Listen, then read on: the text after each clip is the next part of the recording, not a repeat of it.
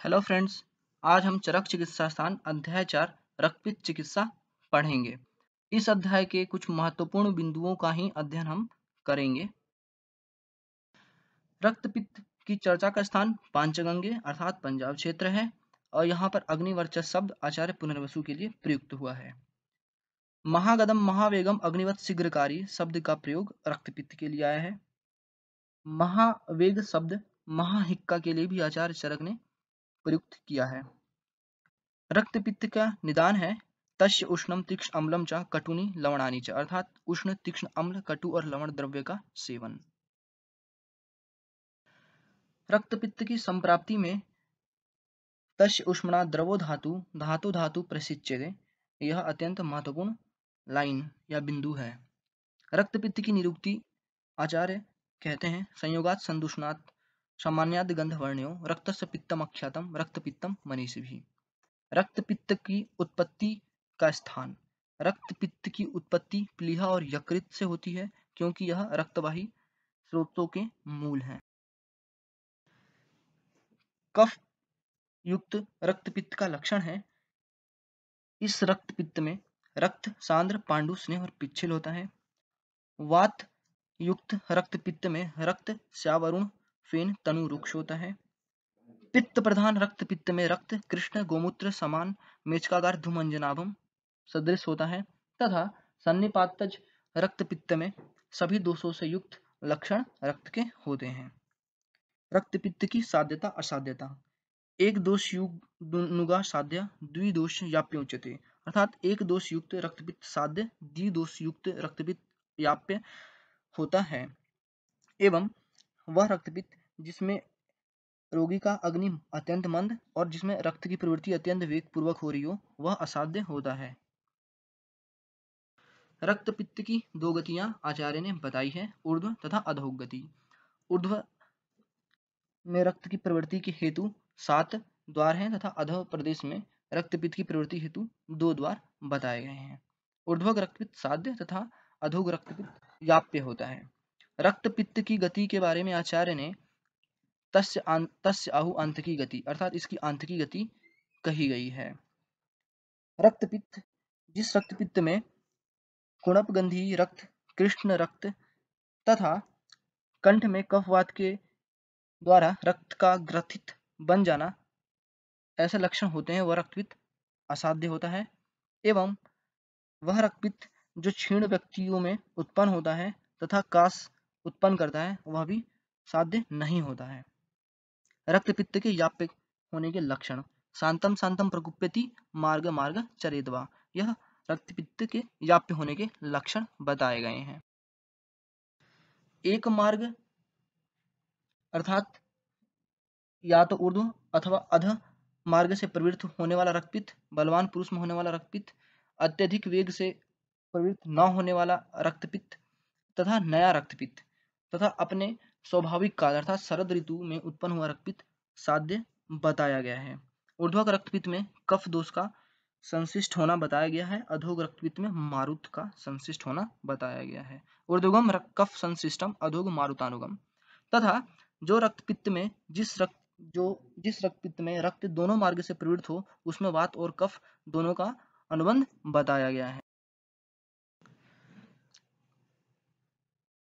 रक्तपित्त से पीड़ित वह रोगी जिसका बल मांस क्षीण न हुआ हो अर्थात अक्षीण बल मांसस्य, उसमें आदि काल में रोग के आदि काल में स्तंभन नहीं करना चाहिए। यदि स्तंभन किया जाता है तो गलग्रह पूतिनश्यम मूर्छा आमय अरुचि ज्वरम गुलवम प्लीह आनाहम किलासम कृच्छमुत्रताम कुष्ठ अर्शांसि विसर्पम वर्णनाश भगंधरम बुद्ध इंद्र उपरोधम च कुर्यात स्तंभादितम इत्यादि ये गलग्रह आदि रोग उत्पन्न हो जाते हैं। रक्तपित्त के आदि में लंघनम रक्तपित्तादो तर्पणम व प्रयोजित अर्थात लंघन पहले उसके पश्चात तर्पण चाहिए। रक्तपित्त में पेय। रक्तपित्त में हीबेर चंदन उसीर मुस्त परपट से सिद्ध जल का प्रयोग करने का निर्देश आचार्य ने किया है।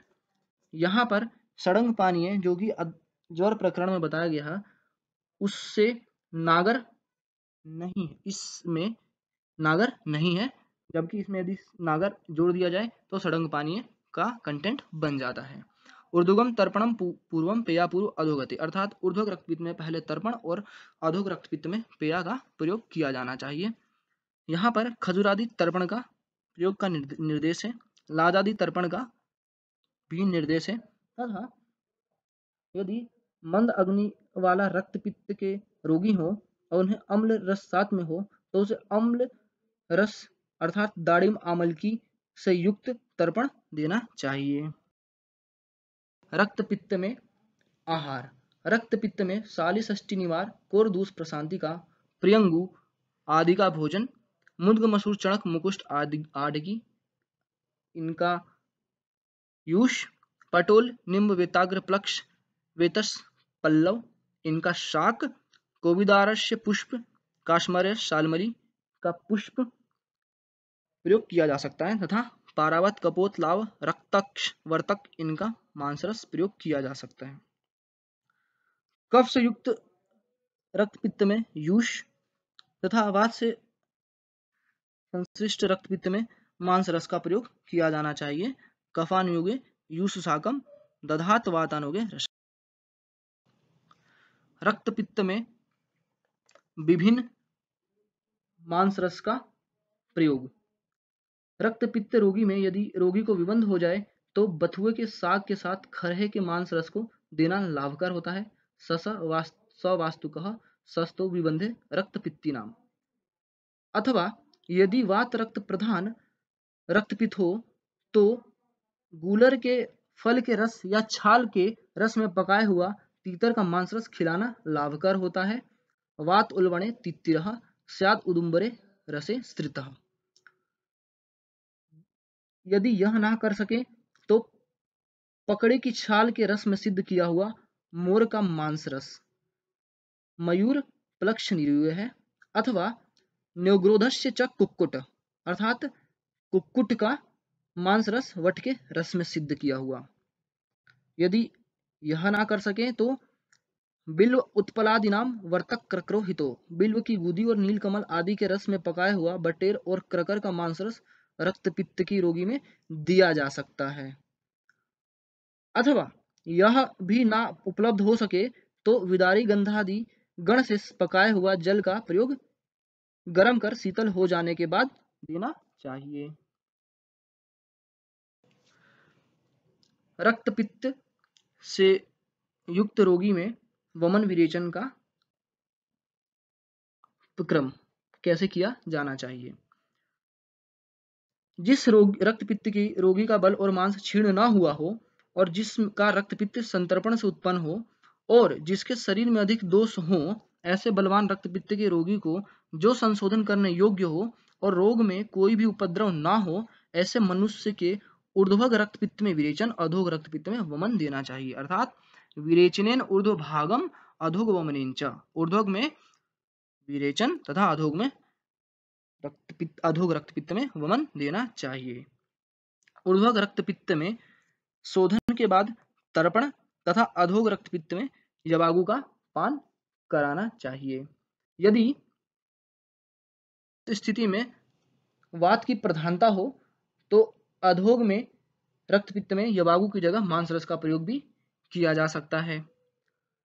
जिस रक्तपित्त में यक्षमा का संबंध प्रतीत हो, ऐसे रक्तपित्त में संशमन क्रिया करनी चाहिए। शोषण सानुबंधम वा तस्य संशमनीया। आठरूस्कादि क्वाथ का वर्णन रक्तपित्त में है। पद्मकादि क्वाथ का प्रयोग भी किया जा सकता है। यदि रोगी में रक्त का गांठ पड़ गया हो तो कबूतर की मल का चूर्ण मधु के साथ लेना चाहिए। सशोदरम गथिते रक्ते लिह्यात पारावतम सकृत। उसिरादि चूर्ण, किरात तिक्तादि चूर्ण का प्रयोग किया जा सकता है। यदि रक्तपित्त अत्यंत प्रवृद्ध अवस्था में हो, जैसे कि डिसफंक्शनल यूटेराइन ब्लीडिंग DUB में होता है, उस स्थिति में मुद्ग सलाजा सजवा कृष्णः स उसिर मुस्तसह चंदनेन बलाजले पर्युषिता कषाय रक्तम सपित्तम सम्यन्ति उदीर्णम का प्रयोग किया जा सकता है। वैदुर्य मुक्ता मणि गैरिक मृत शंख हेम आमलक उदक से इन सभी बताए गए घटक द्रव्यों से रात्रि में जल को भिगोकर प्रायः छानकर पान किया जा सकता है। रक्तपित्त के वेग में वात का अनुबंध हो तो उसे पंचगुण जल से सिद्ध बकरी का दुग्ध दिया जा सकता है अथवा बिदारी गंधादि गण से पकाया हुआ गौ का दुग्ध चीनी और मधु मिलाकर दिया जा सकता है। छागम पयः स्यात् परमं प्रयोगम गव्यम श्रितम पंचगुणे जलेवा बिदारी गंधादि गणे श्रितम। यदि रक्तपित्त में मूत्र मार्ग से रक्त की प्रवृत्ति है तो शतावरी और गोक्षुर से सिद्ध गोदुग्ध अथवा चार पर्णी चतुपर्णी जो कि सरीवन पिठवन बनमूंग और बन उड़द, ये चार पर्णियां मुर्गपर्णी मांसपर्णी सालपर्णी कृष्णपर्णी, इनको सिद्ध करके गोदुग्ध में मूत्रगत रक्तपित्त में दिया जाना चाहिए। यदि गुद मार्गगत रक्तपित्त है तो उसमें मोचरस से सिद्ध वट वरोह वट सुंग से सिद्ध हीबेर नील उत्पल नागर से सिद्ध गोदुग्ध का प्रयोग किया जा सकता है। वासाघृत का रोगाधिकार रक्तपित्त में अभ्यंग परिसेक सेक अवगाह ये सभी बही परिमार्जन हेतु बताया गया है। ये सभी बही परिमार्जन शीतल होने चाहिए तथा सर्पी गुड़ का वर्णन भी इसमें किया गया है जो कि छच्छिण के प्रकरण में आचार्य चरक ने बताया है। रक्तपित्त से पीड़ित रोगी के कंठ में यदि कफ का अनुबंध कर रक्त ग्रथित हो जाता है तो उत्पल नाल क्षार अर्थात कमल के नाल का क्षार मधु घी के साथ प्रयोग करने से ग्रथित रक्त ठीक हो जाता है। शतावर्याधिघृत का रोगाधिकार रक्तपित्त है। बृहत शतावर्याधिघृत का रोगाधिकार योनि व्यापद है तथा वृष्य शतावर्याधिघृत बाजीकरण में बताया गया।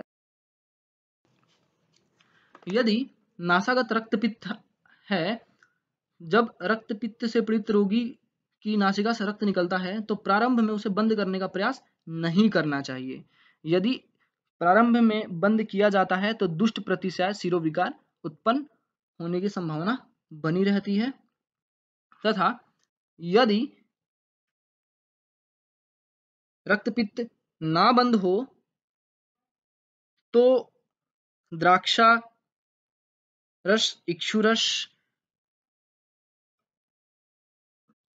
गाय का दुग्ध दुर्वा स्वरस यवासा मूल स्वरस प्याज का रस तथा अनार की कली का रस का औपीड़नस से दिया जा सकता है। द्राक्षारस इक्षुरसस्य नस्यम क्षीरस्य दुर्वा स्वरस्य यवासा मूलानि पलांडु मूलम नस्यम तथा दाड़िम पुष्प य तोयम।